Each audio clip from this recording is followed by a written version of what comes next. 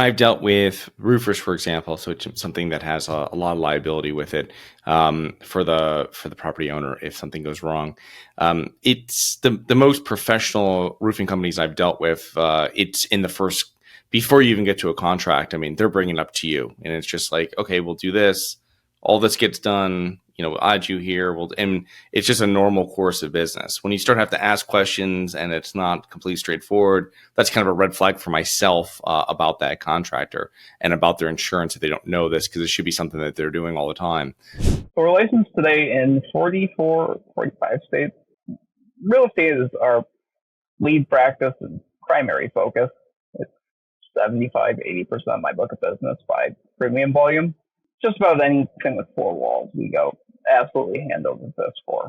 So multifamily is kind of our primary focus. So we're a big proponent for implementing and refining contractual risk transfer processes, specifically for the owner operator, where you also handle the management element in-house. So where we see this come into play in our practice regularly would be you're hiring a subcontractor who maybe does snow removal and landscaping work for you. Well, maybe you have an apartment complex with 8 buildings totaling 96 units. And, you hire this snow removal contractor and they come out and they scrape the parking lots and they also, throw salt on the sidewalks to hopefully de-ice and reduce that slip and fall liability element. Well, what if one of their employees, he's not thinking, oh, I need to make sure I'm diligently applying salt everywhere on all of the sidewalks. They're instead thinking, oh, shoot, one of my good friends is coming to town tonight. I need to hurry up and get this done so I can go meet with him at the bar. Welcome to another episode of the Global Investors Podcast. I'm your host, Charles Carillo. Today we have Calvin Roberts. He is a nationally licensed commercial insurance broker and principal of Falcon Insurance Agency, a boutique insurance brokerage specializing in multifamily, commercial real estate, and M&A pre-acquisition insurance guidance. So thank you so much for being on the show today, Calvin. Oh, thank you very much for having me, Charles. My pleasure to speak with you. So tell us a little bit about yourself, both personally and professionally, prior to getting involved with insurance and the Falcon Institute or agency. Yes. So I am started off as a Allstate agent. Quickly worked my way up to agency sales manager. Was with that agency for my first 2 years in the industry. Got my feet wet, and they took a chance hiring a 19-year-old kid fresh out of school. So I am thankful and appreciative for that opportunity. But, selling only one company with the limited product offering stuff that they have, kind of like trying to swim with both of your arms handcuffed behind your back. Maybe you can kick and try to doggy paddle for a little bit, but there's not much longevity to that. So I left for my first independent agency going into my third year of PNC. I recognized, this is a time and place to get after it. So I pretty aggressively over that next 2-year period restarted from zero. A good friend of mine had started his own retail brokerage firm on January 1st of that year. That made me a pretty sweetheart offer where I owned my book of business. The trade-off is I didn't have a base salary. It was a pure commission split with the agency type of relationship. But I was able to build something that was mine and I could eventually take with me if and when I left to start what is now Falcon. So during that 2-year period, I built, give or take, about $1 million premium book of business. Nice. Well, that's fantastic. So tell us a little bit about the type of insurances or lines that your agency focuses on. So we're licensed today in 44, 45 states. Real estate is our lead practice and primary focus. It's 75, 80% of my book of business by premium volume. Just about anything with 4 walls, we go absolutely hand over fist for. So multifamily is kind of our primary focus. It's what I would say that we specialize both highly in and can really get the job done on when there's a gritty element with many moving parts to the account. I just placed it was a 1,024 unit apartment complex in Ypsilanti, Michigan, right in my backyard. We're based in downtown Ann Arbor, so it's about 10, 15 minutes away from where I live. And we worked on that pretty much all year. To save you a tangent, it was surprisingly non-renewed by Greater New York Mutual. They were a super regional insurance company based in New York who's active in like 14 states. And it was one of the two admitted insurance companies, admitted being kind of like a traditional or like a household name insurance company, but that can get the job done on these very large, older frame, non-sprinklered apartment complexes throughout the Midwest. They have up to $1 billion insurable value capacity. It was non-renewed unexpectedly. My firm, to put it candidly, scored 4 touchdowns in the last minute of the Super Bowl, and we got the job done on that. We shotgunned that out to 140 insurance companies. I mean, I pride myself on bringing the highest levels of due diligence and hunger, really more than anything, to our insurance placement marketing efforts. You know, we don't make an assumption and go out to 1 or 2 or 5 or 10 insurance companies. We blast it out far and wide and coordinate a bidding war amongst them to see who wants to earn our client's business most aggressively. And it seems to yield very consistent, best-in-class outcomes for our operator clients. Fantastic. So with everybody knows with insurance right now, I mean, it's skyrocketing. I mean, across our portfolio, and it's not. I'm based in Florida, so obviously Florida is Florida, but the other place that we have, Atlanta, I mean Dallas.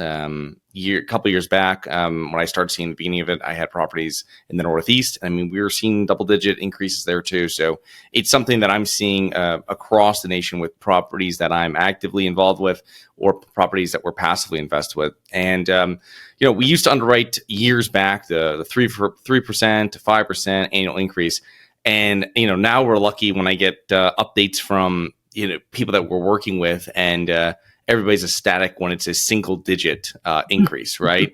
So tell me, I mean, like, how does this slow down? Does this slow down? I mean, is this a mix of inflation mixed with reinsurance? I mean, where's the problem?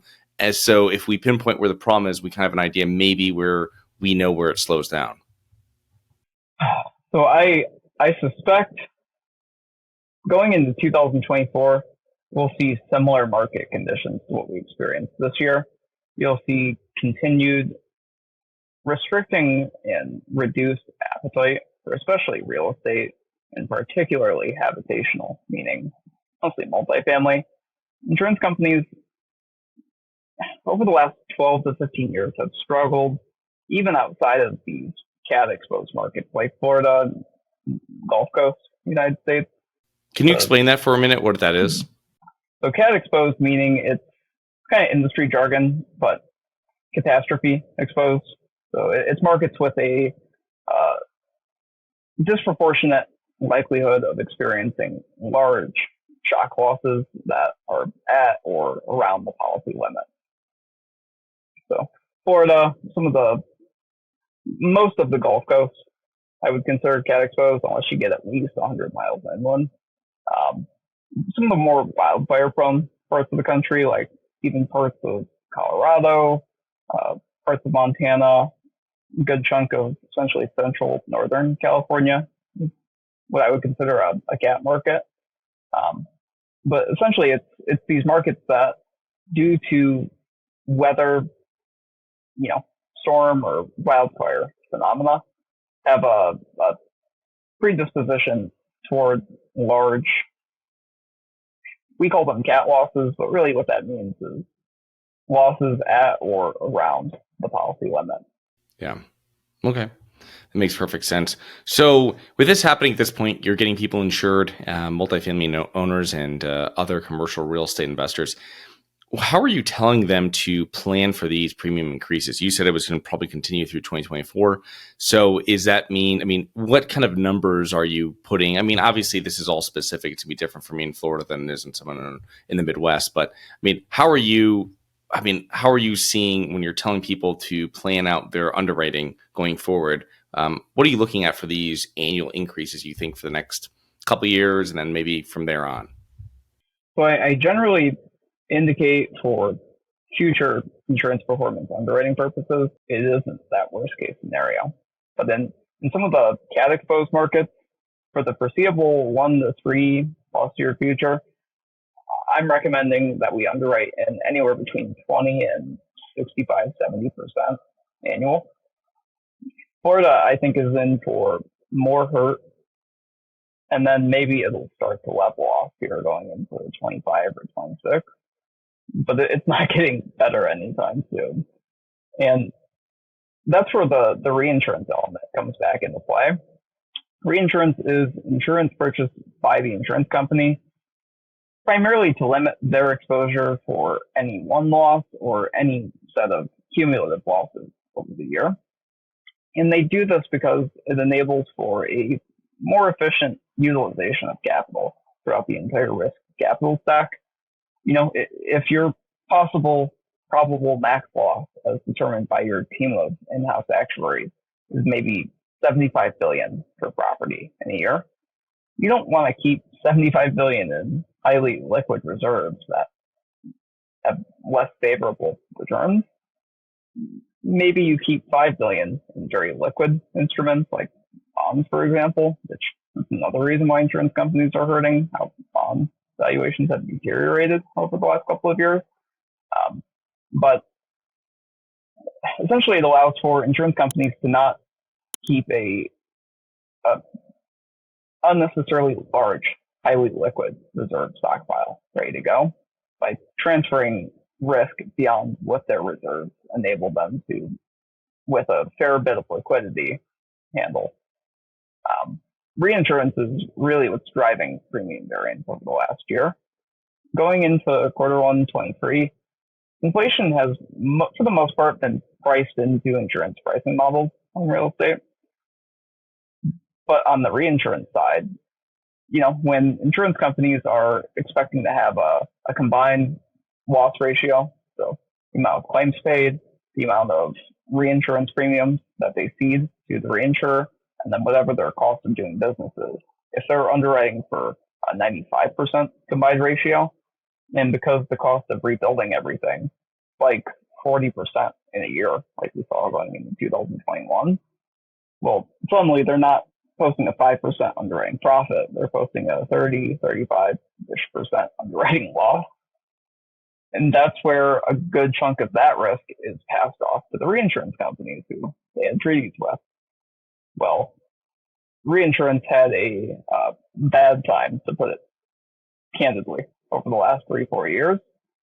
And due to this, there has been the secondary influence as to why this happened is, taking a step back, as interest rates have climbed back up closer to kind of historical averages, capital does not need to compete as stringently or otherwise compete against an abundance of investment capital found in the entire economy.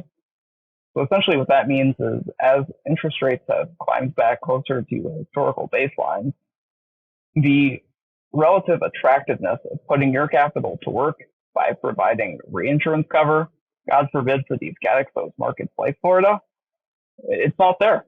If you can get 7% in a bond, do you really want to risk your capital by putting it to work on providing insurance to insurance companies who operate in Florida, for example, maybe get 11%? I don't know. So there's been a greatly diminished availability of capital in reinsurance markets over the last 24 months to the tune of around $225 billion, or roughly 30-35% of all capital found previously in reinsurance markets.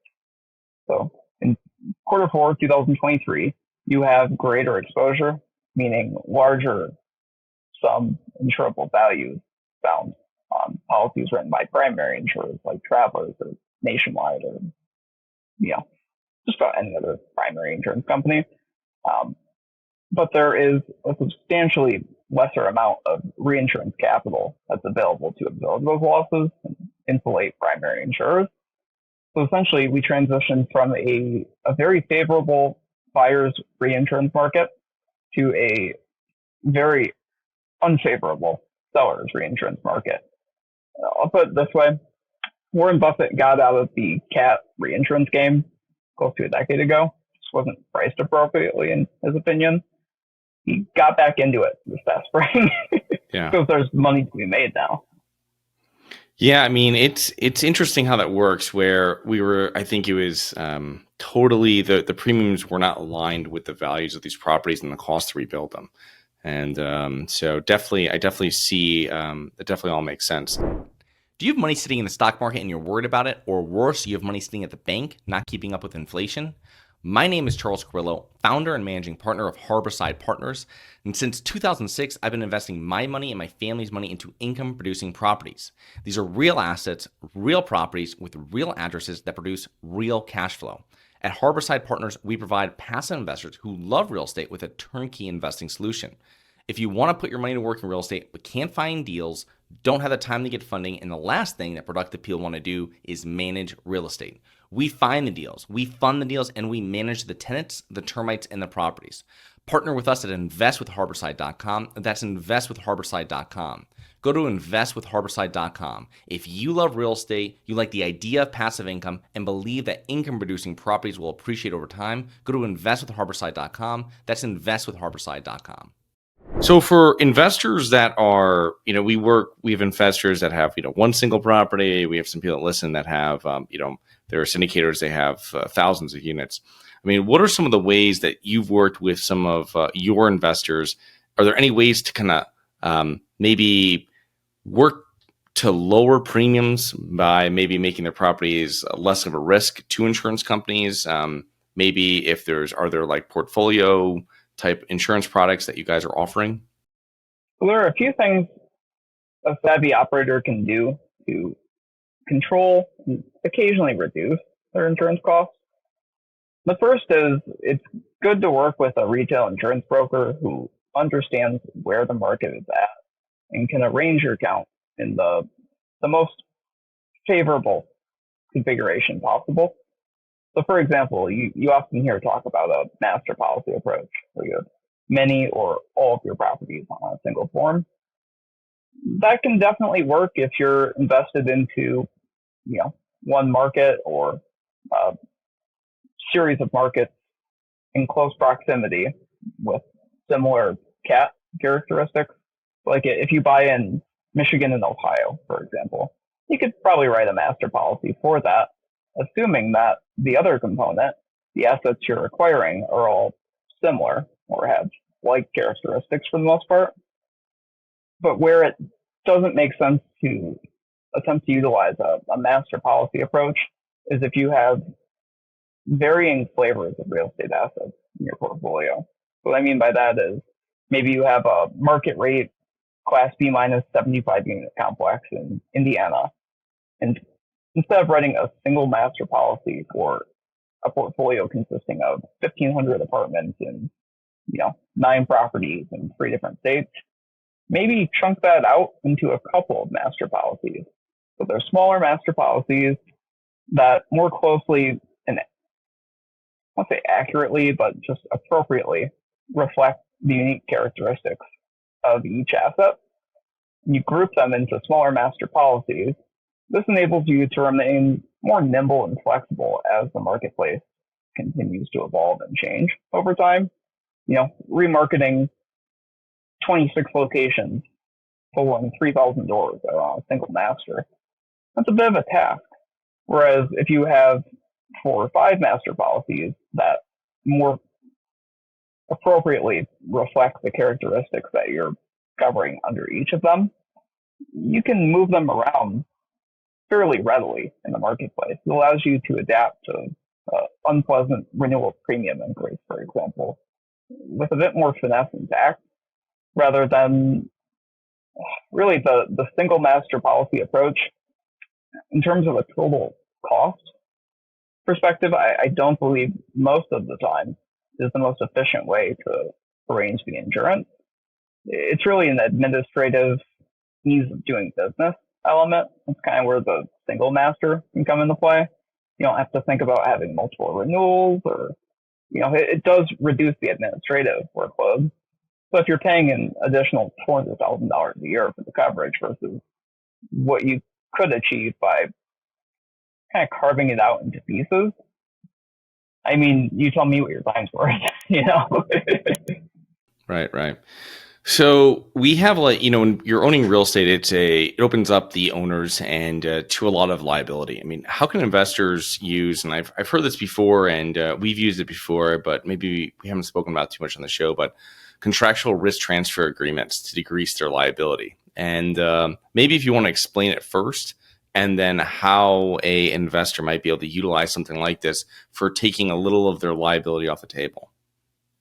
So we're a big proponent for implementing and refining contractual risk transfer processes, specifically for the owner operator, where you also handle the management element in-house. So where we see this come into play in our practice regularly would be you're hiring a subcontractor who maybe does snow removal and landscaping work for you. Well, maybe you have an apartment complex with 8 buildings totaling 96 units. And, you hire this snow removal contractor and they come out and they scrape the parking lots and they also, throw salt on the sidewalks to hopefully de-ice and reduce that slip and fall liability element.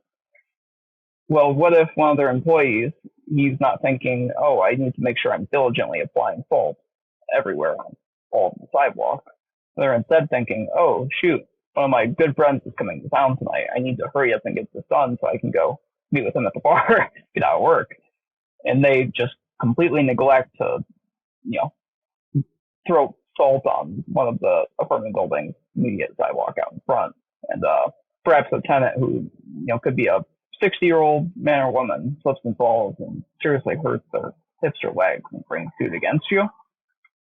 By requiring that the landscaping contractor provide you with a general liability certificate with additional insured provisions, providing cover for yourself, the management company, and the building owning company, with primary non-contributory conditions included. Primary non-contributory means that their insurance company agrees to run on a primary basis and a non-contributory basis, meaning that they will pay for the full cost of defense and damages up to the contractor's stated policy limit, and they will not attempt to drag you or your insurance company into the law to share the fallout from it. And you also want a waiver of subrogation condition. Waiver of subrogation means that their insurance company agrees to, not pay for that loss and then try to come pointing fingers at us or maybe the management entity. And the reason you want those is losses like that example scenario I just described, are they really your fault as the operator? No, you're just kind of the deepest pockets that gets named on the lawsuit because you're an attractive target for litigation. So by requiring these provisions contractually in your subcontractor employment agreement, for example, that is typically what triggers the coverage to respond. Most contractors, if their account was written by anyone who has any idea what they're doing when it comes to writing contractor insurance, there's going to be a blanketed endorsement that includes all of this stuff. It's not even like it's going to cost the subcontractor more money on their insurance to provide this to you. It's likely already there, but it does require that contractual obligation imposed upon the hired subcontractor in order for coverage to formally trigger and respond in our benefit. Yeah. When I've dealt with roofers, for example, so it's something that has a lot of liability with it for the property owner if something goes wrong. It's the most professional roofing companies I've dealt with. It's in the first, before you even get to a contract. I mean, they're bringing it up to you, and it's just like, okay, we'll do this. All this gets done. We'll add you here. And it's just a normal course of business. When you start to have to ask questions and it's not completely straightforward, that's kind of a red flag for myself about that contractor and about their insurance if they don't know this, because it should be something that they're doing all the time. But that's a lot of great information. Thanks a lot. So as we're kind of wrapping up here, there's one other thing here that I've seen kind of a trend in multifamily and self-storage for years as well, but in really offering insurance back to the tenants. And if you're familiar with this, can you speak to how this can be an additional income stream for landlords? And if the landlords are offering this, do they have to be licensed or something like this, or they just work as like an affiliate? We love it. It's called tenant legal liability insurance. It's been a huge emphasis and focus within my firm for years. There's two ways that you can organize and structure and implement such a program. The first is probably the most commonly seen and doesn't require a substantial unit count in order to have this be feasible for your management operations. But essentially what you do is, which we write these for our insureds all the time and are happy to talk through anything whenever I have questions. But tenant legal liability insurance, you, meaning your management company, most commonly, is the named insured. It's a master policy format, and you can think of it as fairly similar to how there's a lender force-placed insurance that banks will force onto their borrowers if they fail to abide by the terms of providing compliant insurance coverage. But you are the named insured. You can structure it so that all of your tenants are enrolled. They don't have a choice, and you just bill them back for it. And the way that we commonly see it monetized for this first approach is, and again, you should check with your attorney, check with your state licensing regulatory bodies to make sure that this is permissible in your state. I can't speak to it in all 50 states, but you throw management fees on top of your costs. So if your out the door cost for tenant legal liability insurance is $10 or $12 or $14 a month, or whatever it comes out to with the coverages that your operation feels comfortable seeing your tenants have, you throw on maybe $1 or $3 or $6 or $10 per door per month on top of your direct cost of buying the insurance, and then you just bill it back to your tenant as a line item, part of their monthly rent bill. Same way you would with like electric or garbage or water, for example. You can also structure it so that the tenant has an opt-out option. So if they give us a compliant third-party renter's insurance policy with State Farm or Lemonade or whoever, then we unenroll them from the program, remove the recurring charge. You don't have to give them an option, at least in most states. Again, check with your attorney. But generally, because it's not a renter's insurance HO4 policy form, my understanding in most states, you don't have to give the tenant a choice. If you think that most of your tenants will just kind of shrug it off and say whatever, it's $12 a month and move on, you could make it mandatory even if they have third-party renter's insurance. Now, another way that you can do this, and this is more applicable for the larger operators who have more than 1,000 doors, it would have to be realistically about 1,000 plus units enrolled into the program for the second option to work. But we can configure and administer a captive insurance company for the tenant legal liability insurance. That is a member-controlled insurance entity, fully licensed and compliant with state insurance regulatory provisions. But you own the insurance company that would provide this tenant legal liability insurance coverage. And you can still throw management fees on top of the cost that you bill for yourself if you would like. Nothing stopping you from doing that. But this allows you to tap into the underwriting profit, which tenant legal liability insurance is generally kind of a money printer for the industry.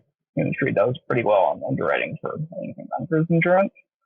And you also tap into the float, the investment income generated from the premiums being in an investment account until they're reserved for a loss.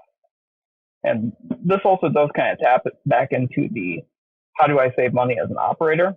You save money by not just retaining every situation that could plausibly be a claim. The infamous example is the kitchen fire. Tenant has a $70,000 kitchen fire loss. You might get a couple of those per year at scale. I mean, it's not really that uncommon as an occurrence. But again, if you're looking at a portfolio of 3,000 doors, do you want to claim every $70,000 fire loss? Probably not, because you want that insurance to be there for the $700,000 fire loss, not these low to low medium severity but very high frequency types of occurrences. So instead of having the option of make an insurance claim on our property insurance, retain the loss, eat it out of pocket. The third option, make it a claim on a policy that doesn't affect our property insurance. Future pricing doesn't go on a loss run. So it's just from a deductible savings point of view. If your deductible for the TLL insurance is $250 and your property insurance is $25 or $50 or $100, I mean, that's much you save some money. Yeah, no, that's a lot of great things. When we've done it before with renters insurance, we just require that they have it. So, Calvin, how can our listeners learn more about you and your business? We are extremely responsive to email, phone, text message, Facebook, LinkedIn, carrier pigeon, smoke signal, Telegram, Morse code, just about any preferred method of communication works perfect for us. We're happy to hop on a call or otherwise answer questions anytime. Okay. Well, it's great. I will put your contact information into the show notes. And thank you so much for being on today and looking forward to connecting with you here in the near future. Well, thank you again very much for having me. It was my pleasure speaking with you, Charles. Hi guys, it's Charles from the Global Investors Podcast. I hope you enjoyed the show. If you're interested in getting involved with real estate but you don't know where to begin, set up a free 30-minute strategy call with me at schedulecharles.com. That's schedulecharles.com. Thank you. Nothing in this episode should be considered specific, personal, or professional advice. Any investment opportunities mentioned on this podcast are limited to accredited investors. Any investments will only be made with proper disclosure, subscription documentation, and are subject to all applicable laws. Please consult an appropriate tax, legal, real estate, financial, or business professional for individualized advice. Opinions of guests are their own. Information is not guaranteed. All investment strategies have the potential for profit or loss. The host is operating on behalf of Syndication Superstars, LLC exclusively.